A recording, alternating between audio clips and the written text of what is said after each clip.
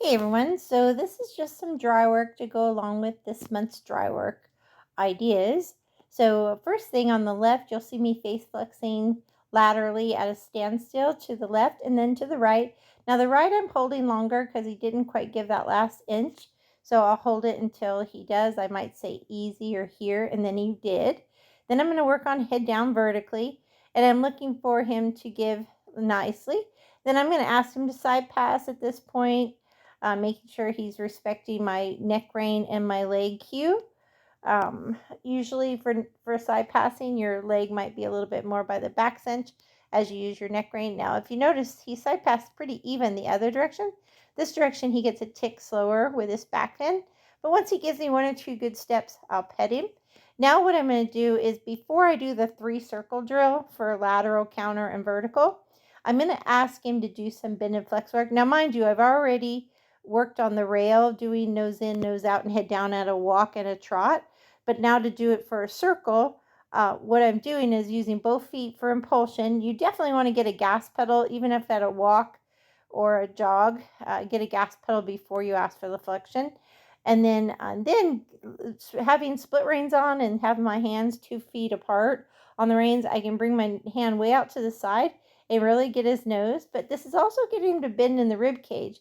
So I got the impulsion first, the speed, and now I'm going to take my left hand out to the side and get that nose, but inside leg's going to bend the rib cage so that you will see that keeps his nose in without overbending his neck. Um, his nose or eyes to the inside, and so he bends his head but not his whole neck, and also bends his rib cage from my inside leg. My outside leg or voice can be impulsion, and then I stop and pet him for a couple good circles. So if you do 3 or 4 circles each way in as small a circle as you can, keeping forward motion where they're reaching with their shoulders and pulling with their or pushing with their hips, that's good. Now I'm going to back a square, and squares are easier to back than circles. Just pay attention that you can move the hip, and then when you're backing, use your voice, body, hand, and legs with give and take cue, and just feel, are they going straight? And then pause after a few steps, push the hip in again. So starting with a square before a circle is easier, because square you can just work on head down and work on it being straight. So see how he's trying to do a circle? We have been practicing circles. So he's got his hip in. He's anticipating that hip in. So now I'm going to try again to straighten his face out, but he's wanting to really put that hip in for a circle because we've been doing both. But I just want squares right now. So he needs to pay attention to my legs and see, does she want to go straight or a circle? And that is important as well. And so then after this, I did do a circle. But circles, you want to be able to get their head down, and so it should be more with their head down into the inside with the shoulder out and the hip in. But that's a little bit harder, and he's not quite there. So then I move over here to the right, and you could do it at a walk, but he's a little lazy, so I'm just sit jogging. I'm doing lateral bend first, nose in, shoulder out. So at this point, we're working on the nose, so I can see eye or nose to the inside. That's going to get the rib cage soft to the outside by using my inside hand and leg, and then that keeps the hip and pivot under. So now I'm going to do counter arcing.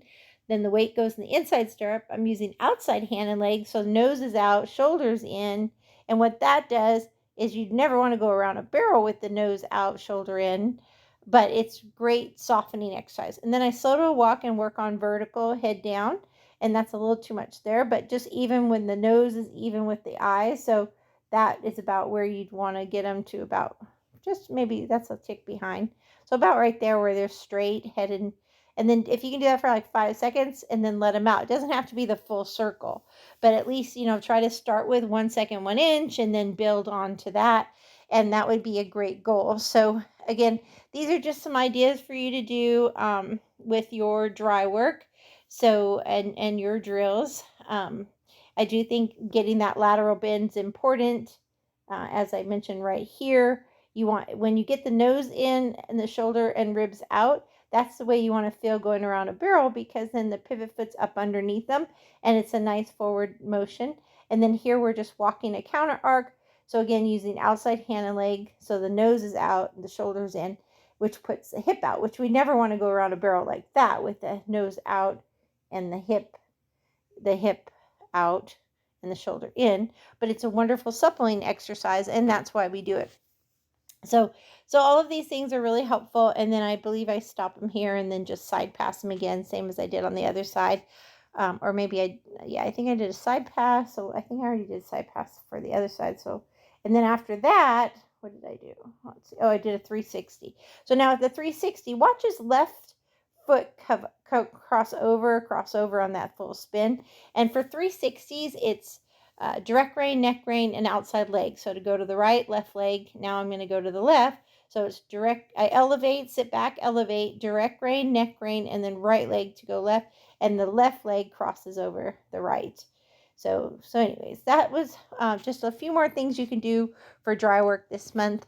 And it's really important to go back to dry work during the week, because forward barrel racing is such high adrenaline forward motion that it really is helpful to do the dry work. And it can be, like I said, a combination of getting just little tiny circles with nose in, shoulder out, ribs soft, both directions. It can be a bigger circle with nose in, nose out, and head down.